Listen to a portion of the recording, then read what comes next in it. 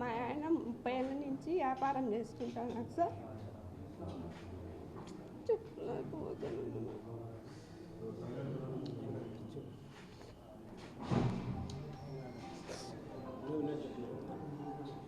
ముప్పై ఏళ్ళ నుంచి వ్యాపారం చేస్తానండి నా భర్త.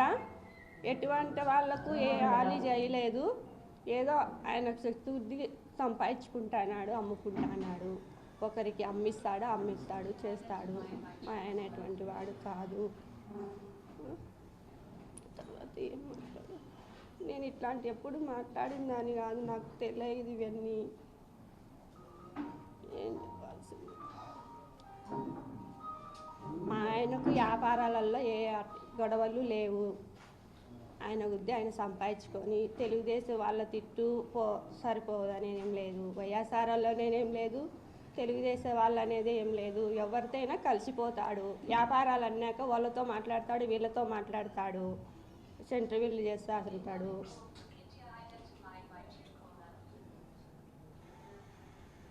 ఇది ఎందువల్ల జరిగిందో మాకు కూడా తెలియదు.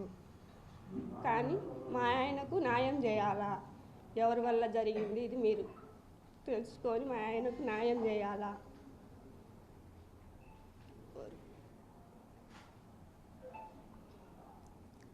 పేరు ఏం పేరు నన్ను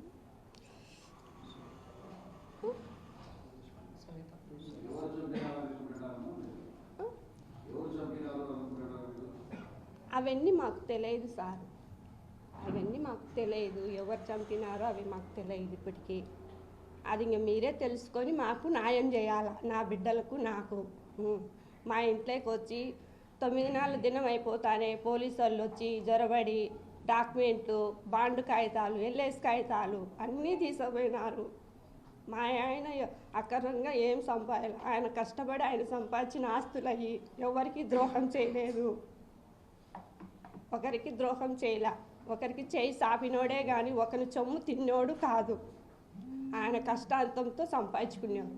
ఎవరికైనా అమ్మిస్తా అంటాడు, వాళ్ళ కాగితాలు మన కాడ ఉంటాయి, అమ్మిస్తాడు కాబట్టి తీసుకుంటాడు, మళ్ళీ వాళ్ళకి సెటిల్మెంట్ చేస్తూ ఉంటాడు అవన్నీ. కానీ ఒకరికి దోహం చేసినాడు కాదు మా భర్త. చెప్పినారు సార్, ఇట్లా తీసుకువెళ్తానమ్మా, మళ్ళీ ఇది ఎంక్వైరీ చేసి ఇస్తాము అంటున్నారే కానీ అది ఇప్పటికి ఇంకా ఏం తెలుసలేదు సార్ మాకు. అదంతా ఉత్తమాటలు సార్. ఇప్పుడు ఎవరికైనా అమ్మిస్తా ఉంటాడు స్వలాలు, వాళ్ళ పేపర్లు మన కాడు ఉంటాయి, పలానా రోజు అగ్రిమెంట్లు ఉంటాయి, అవన్నీ అగ్రిమెంట్ వరకు ఉంటాయి మన దగ్గర, ఒకటే ఉంటాయి, అవన్నీ మనటే అంటే అవుతుందా? ఎవరి గుద్ది వాళ్ళు రాసుకుంటున్నారు. మీరు ఎవరి గుద్ది వాళ్ళు రాసుకోబోతున్నారు, ఎవరికి అయినట్టు వాళ్ళు ఆడుకుంటున్నారు అంతే. మా ఆయనగా ఇంతమంది ఎవ్వరు ఒరిజినాలు, జిరాక్సులు, ఎల్ఐసి కాగితాలు, బాండ్ కాగితాలు, పాస్బుక్లు అన్నీ తీసుకుపోయినారు. ఏమంటే ఈ ఎంక్వైరీలేమ్మా ఇస్తాంలే అంటున్నారు. మాకు అదే ఆయన సంపాదించిన ఆస్తి అది ఉంది, అది ఎత్తకపోయి వాళ్ళు పెట్టుకున్నారు. మా బిడ్డలు మేము ఎట్ట బతకాలా?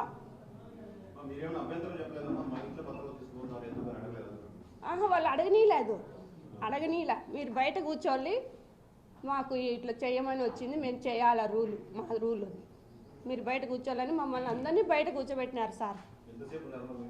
11:30 దాకా ఉన్నారు, 12 దాకా ఉన్నారు. 10కి వచ్చినారు, స్టార్ట్ చేసినారు, 12 అయింది వాళ్ళ చెక్కింగ్ అంతా అయిపోయింది.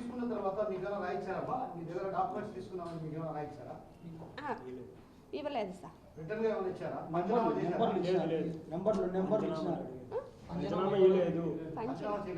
అప్పటికేమి ఇవ్వలేదు సార్.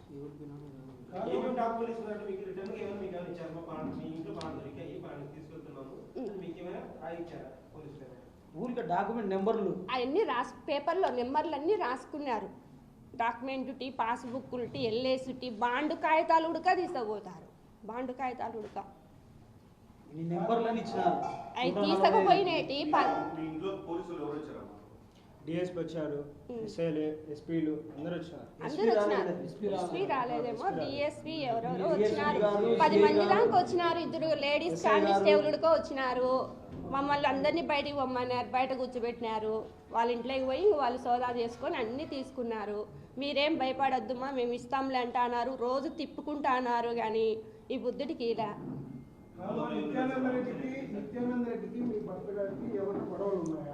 అవన్నీ ఏం లేవు సార్, మాకు తెలిసినంత వరకు. మాకు ఇప్పటికేమో ఏం లేవు. నిత్యానందతో మాట్లాడతాడు, రవి సార్తో మాట్లాడతాడు, తెలుగుదేశం వాళ్ళతో మాట్లాడుకు. ఎందుకంటే మేము వ్యాపారాలు చేస్తాం కాబట్టి వాళ్ళతో వీళ్ళతో అందరితో కంట్రోల్లోనే ఉంటాం సార్. వ్యాపారాలు అన్నాక వాళ్ళతో మాట్లాడతాం, వీళ్ళతో మాట్లాడతాం. ఎవరి బినామీలు కాదు మేము. ఆయన కష్టపడి సంపాదించుకునే ఆస్తి అది. ఎవరి బినామీ కాదు. బినామీ ఎవరి బినామీ కాదు. 30 ఏళ్ళ నుంచి వ్యాపారం చేసుకుంటా 30 ఏళ్ళ నుంచి విలేకరుల సమావేశం పెట్టుకుంది. హత్య కేసులో నిందితులు సక్రమంగా పెట్టుకోలేదు మీ వాదన, లేకపోతే పోలీసులు మిమ్మల్ని ఆస్తుల పరంగా డాక్యుమెంట్ల పరంగా ఇబ్బంది పెట్టినారు? మాకు మా భర్తని ఇట్లా చేసినారు, వాళ్ళకు ఏదో ఒకటి చెయ్యాలా. మా డాక్యుమెంట్లు మాకు రావాలా. మాకుండేది మా పిల్లలకు మాకు న్యాయం చేయాలంతే సార్.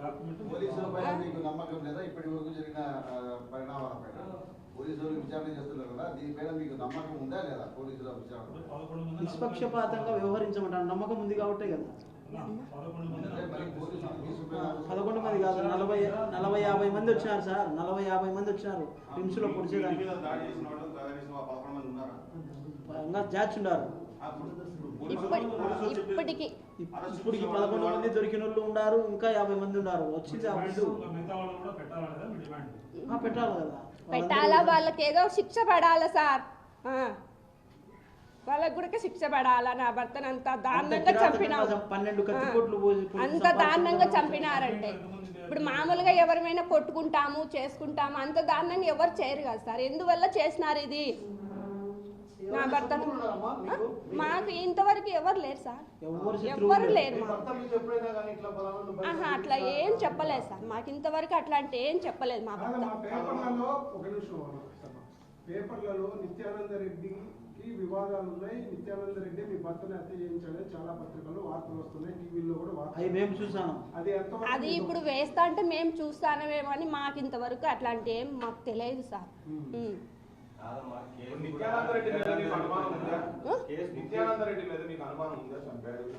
అట్లా ఎట్లా చెప్పగలుగుతాం సార్? మనం చేయలే, మనం చెప్పలేం కదా అవన్నీ. కానీ మాకు ఎవరు చేసినారో మాకు న్యాయం చేయాలంతే. ఇంట్లో ఉంటుంది, నాకు అట్లాంటి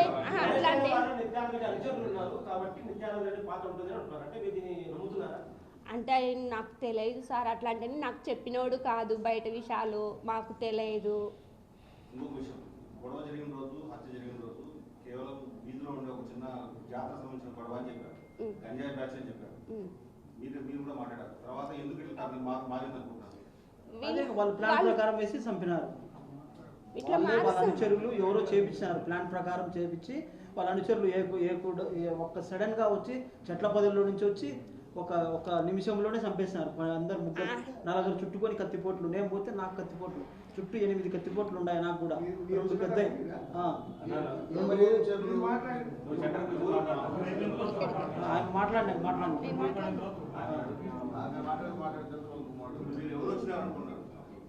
మాకేం తెలియదు. చిన్న విషయం, మీ ఇంటి దగ్గరికి గొడవ వచ్చారంటున్నారు కదా, అప్పుడు వాళ్ళ చేతుల్లో ఏమైనా మారణాదాయాలు ఏమైనా ఉన్నాయా? కత్తులు ఉన్నాయి సార్ వాళ్ళ దగ్గర. వాళ్ళ పేర్లు నాకు తెలియదు సార్. వాళ్ళని అప్పుడే ఫస్ట్ చూడడము. వాళ్ళ 4-5 మంది వచ్చినారు అప్పుడు ఇంటి దగ్గరికి. కత్తులతో వచ్చినారు. మా చేత ఏం లేవు, రాడ్లు కత్తులు వాళ్ళ కాడున్నాయి, మా చేతిలో ఏం లేవు. మేము మా చేతులారా మేము ఎంపలాడినాము. వాళ్ళు ఇంక రాళ్ళు ఎత్తి కత్తులతో పోట్లాడినారు. వాళ్ళకు దెబ్బలు అనే మాకు దెబ్బలు తగిలినాయి. 5 మంది ఒక ఆమె నడుములు ఇరిగినాయి. ఒక ఆమెకు నడుములు ఇరిగిపోయినాయి, పెద్ద ఆమెకు. ఆమె గుర్తుండదు కదా, చెప్తాం. ఆ పెద్ద ఆమెకు నడుములు ఇరిగిపోయినాయి. మా వాళ్ళకు కూడా తలకాయలు వాళ్ళు కొట్టినారు. ఒక ఆమెకు పొడిచినారు, 2 సార్లు పొడిచినారు కత్తులతో. తలబాలు కొట్టినారు ఆమెకు. ఆ పోలీసు వాళ్ళు వచ్చినారు. ఘర్షణ అయిపోయినాక వచ్చినారు. వాళ్ళు చేసిన గంటకు వచ్చినారు. అంతా అయిపోయినాక వాళ్ళు వచ్చి మీకేం జరిగింది ఏం కథ అని అడిగినారు, ఇషారిచ్చుకున్నారు. కరెక్టే, మాకు ఇద్దరిని పెట్టిపోయినారు. వాళ్ళు అప్పటికప్పుడు వచ్చి రిమ్స్కు పోయి మీరు కేసు పెట్టాలి, కేసు అవుతుంది వాళ్ళు చెప్పింటేనే మేము పోయినాం ఆ టైంలో. లేకుంటే మేము పోయే వాళ్ళం కూడా పోయి పొద్దున పోయి చెప్పుకునిండు మేము. గొడవ జరిగిన తర్వాత మీరు కానీ మీ కుటుంబ సభ్యులు కానీ మాకు ఇంత ప్రాణహాని ఉంది, మారణాయుధాలతో వచ్చారని పోలీసులకు ఏమైనా సమాచారం ఇచ్చారా? చెప్పింటేనే కదా మాకు ఇద్దరిని కాపలా పెట్టిపోయింది మాకు ఇంటికాడ. మీ భర్త చనిపోకుండా చెప్పారా? చనిపోతలకనే చెప్పారు ఇట్లా మా మీదకి వచ్చినారు సార్, మాకు కూడా భయం వేస్తుంది, మళ్ళీ ఇండ్ల మీదకి అడుగు వస్తారు అంటే అప్పుడు మాకు ఇద్దరిని పెట్టిపోయినారు కాపలా పోలీసు వాళ్ళు.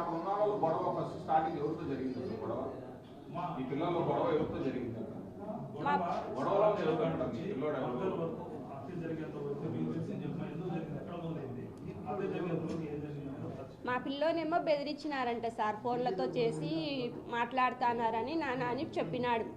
మా బాబు బయటనే ఉన్నాడు అప్పుడు, ఇంటి బయట. మేము లేము. మేము మా పాపను తొడుకొని బెంగళూరుకి బస్సు ఎక్కియాలని పోయినాం. నేను మా ఇంటి ఆయన 7 రోడ్డు కాడ ఉండాము. అప్పుడు మా బాబు ఫోన్ చేసినాడు, నాన్న ఇట్లా వాళ్ళు ఎట్లా అంటే అట్లా మాట్లాడుతాను నాన్న ఫోన్ చేసి అని అంటే, సరేలే నాన్న నేను వస్తాలే అని అంటే ఇంకా అప్పటికి మేము వచ్చినాము.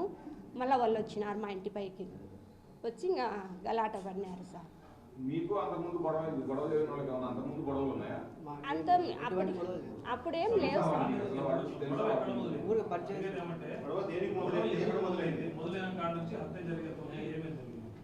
గొడవ అంటే శనివారం ఏమో కొద్దిగా డ్యాన్స్ ప్రోగ్రామ్ కాడేమో వాళ్ళు డైజీ కాడేమో పిల్లలు కొట్లాడుకున్నారంట సార్. అరుచుకున్నారని మేము పోయి పెద్దలం పోయి మందిచ్చి వచ్చినాం అంతే. తల్లిదండ్రులం పోయి ఇద్దరం పోయి అరిసి వచ్చినాం. ఏమిరా మీకు పిల్లలతో ఏం పని అని అరిసి వచ్చినాము. ఆ రాత్రికి పోయినారు. మళ్ళీ మరుసటి రోజు వస్తారని మాకు తెలియదు అవన్నీ. మళ్ళీ మరుసటి రోజు వచ్చి ఇంకా మేము లేము ఇంటి దగ్గర. పిల్లోనికి ఏమో ఫోన్ చేసి, రారా నిన్న కాదురా నువ్వు తొడకొచ్చింది, నువ్వు మీ అమ్మ పుట్టినోనివి అయితే ఈ ఉద్దు తొడకరారా మీ నాయన్ను అని ఫోన్ చేసి బెదిరిస్తానన్నానా అని ఫోన్ చేసినాడు పిల్లగాడు. సరేలే నాయన మేము పలానా సాటు ఉన్నాం కదా వస్తానంలే మాట్లాడతాంలే అని మేము పోయినాము. పోతే అప్పటికి ఇంకా వాళ్ళు వచ్చినారు ఇంటి మీదకి. మాట్లాడుతా అంటేనే కత్తులు తీస్తున్నారు, వాళ్ళు రాళ్ళు వేస్తున్నారు. మా చేతులారా మేము పోరాడినాము. మా చేతులలో ఏం లేవు, మా చేతైనంత వరకు పోరాడినాం. మాకు దెబ్బలు తగిలినాయి, వాళ్ళకు దెబ్బలు తగిలినాయి. తర్వాత మళ్ళీ పోలీసు వాళ్ళకు ఫోన్ చేసింటే 1 గంట తర్వాత వచ్చినారు. అంబులెన్స్కి ఫోన్ చేసినాము, అంబులెన్స్ కూడా 1 గంట